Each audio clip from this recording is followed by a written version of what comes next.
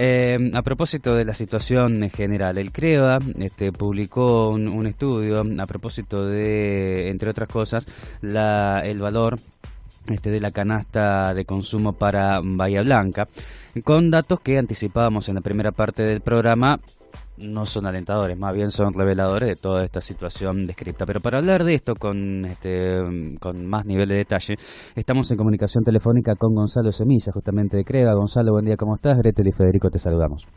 ¿Qué tal? Buenos días, ¿cómo están, chicos? Muy bien, Gonzalo. Bueno, como primera medida, pedirte que nos expliques un poco cómo es que se realiza, digamos, un estudio de estas características que, como dato, digamos, revelador, arroja un costo, digamos, de canasta para un adulto, que es lo que establecen, digamos, al menos en el primer párrafo del estudio, que tiene un incremento de 8,4% respecto de la comparación interanual. Pero bueno, primero explicarnos cómo es que se hace este estudio y qué es lo que implica este 8,4%. Bueno, en primera instancia, gracias por la comunicación y, digamos, a modo de introducción, nosotros dejamos de medir lo que era la canasta de consumo familiar, donde la dividíamos en tres canastas, que era económica, estándar y superior, donde medíamos básicamente 160 productos por mes y donde obteníamos los precios de primeras marcas, que lo asociábamos a la canasta superior, precios de segundas marcas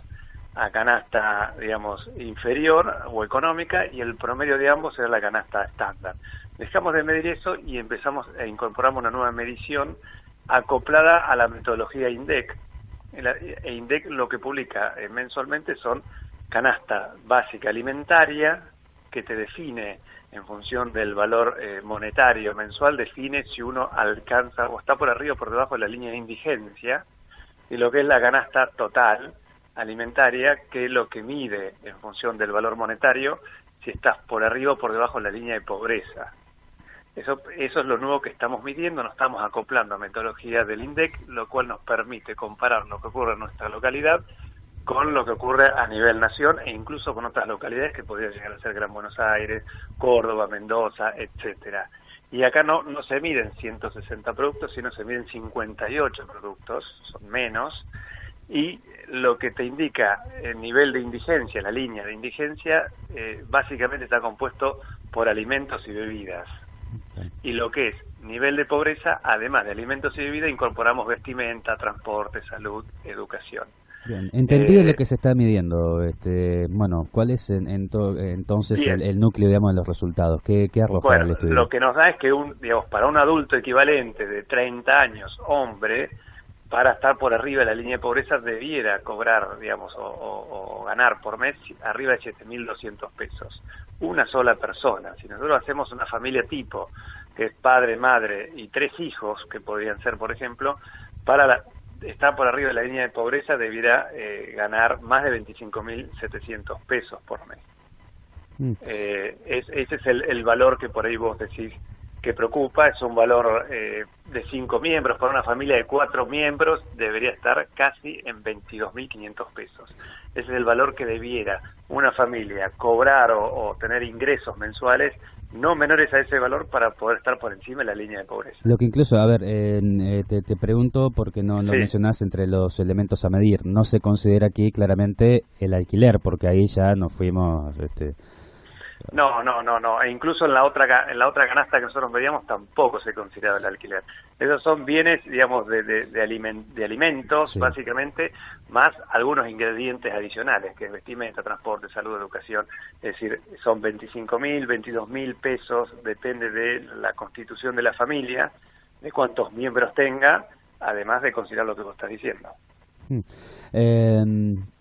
La verdad que el dato es alarmante. Para que una familia de 4 personas el ingreso tenga que ser de 22.000 pesos para no caer en la indigencia, digamos, ¿cuántos sueldos hay superiores a 20.000 pesos hoy en una ciudad como la nuestra con la matriz productiva que tenemos? No, y te diría que no abundan estos tipos de sueldos, por supuesto. Incluso te diría que 20.000, 21.000, hasta quizás sea muy cercano al valor promedio en la Argentina. Obviamente hay distintas localidades que podríamos diferenciar, Mar del Plata, Mendoza, Neuquén, el salario promedio es bastante más alto, pero es claro que está asociado a una provincia petrolera, pero acá en Bahía Blanca, si uno mira los salarios de empleados de comercio, no están muy cercanos a esto, sino algunos son inferiores. Además es interesante, digamos, la reducción de la cantidad de productos que se, digamos, utilizan para tomar la medida, para construir el dato, porque son justamente los de primera necesidad, alimentos, claro, bebidas. Exactamente, es lo que vos decís, son de primera necesidad y son los que en los últimos meses, te diría que a partir de mayo en adelante, el rubro capítulos de alimentos y bebidas es lo que más ha aumentado, entonces es lo que más impacta a una familia.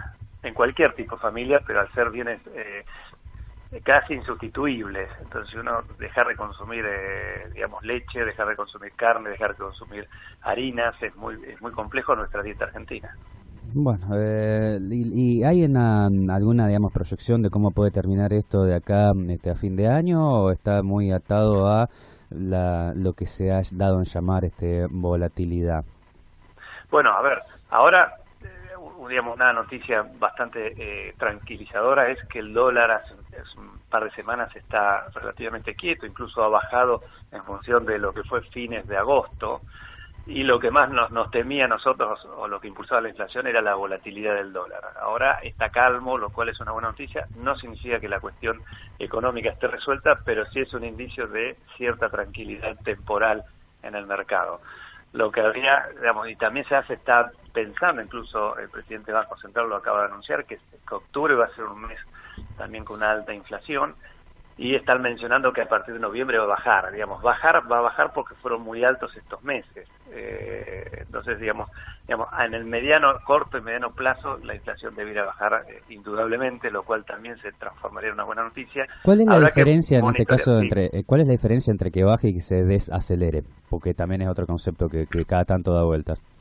No, bueno, son conceptos que van de la mano, porque se desacelera porque, digamos, ya subieron demasiado, porque la volatilidad del dólar hizo que se traspase a los precios, cosa que el dólar está quieto, no debiera haber un impacto de variación de los precios porque el dólar está quieto. Sabemos que en nuestro país cada vez que hay un sacudón en el valor del dólar se traslada a precios, tarde o temprano lo hace, es lo que ha venido ocurriendo, y ahora el dólar está tranquilo, con lo cual debiera no impactar la variación del dólar en los precios, eso por un lado. Y después hay un menor consumo, lo estamos viendo, digamos, el Día de la Madre sabemos cuánto, 10, 12, 13% ha bajado de un año al otro.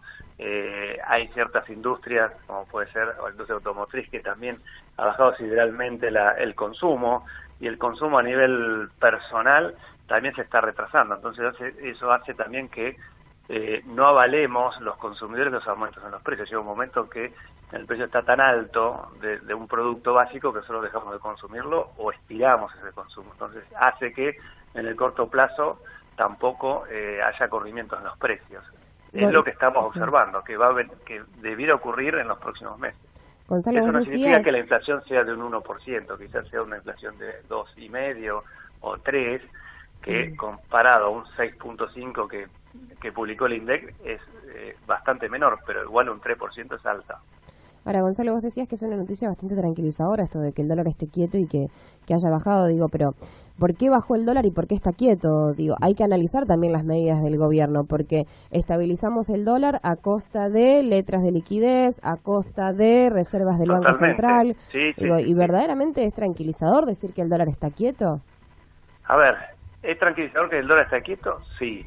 A mi entender, sí. Ahora, es verdad lo que vos estás diciendo, con tasas de interés muy alto, que hace que el individuo, las empresas, las entidades financieras apuesten a una rentabilidad financiera, y al tener tasas de las letras de liquidez arriba del 70, que son enormes y son difíciles de sostener en el tiempo, y tener tasas de plazo fijo del 50-55% hace que la gente, digamos, sea atraída por esos instrumentos. Obviamente eso paraliza más la economía en general, y también lo que hace es que la gente, si tenía dólares, ahora quizás lo piense, porque antes uno compraba pensando que iba a seguir subiendo. Ahora, si el dólar uno ve que pasan las semanas y está relativamente quieto, no tenés el incentivo de seguir comprando.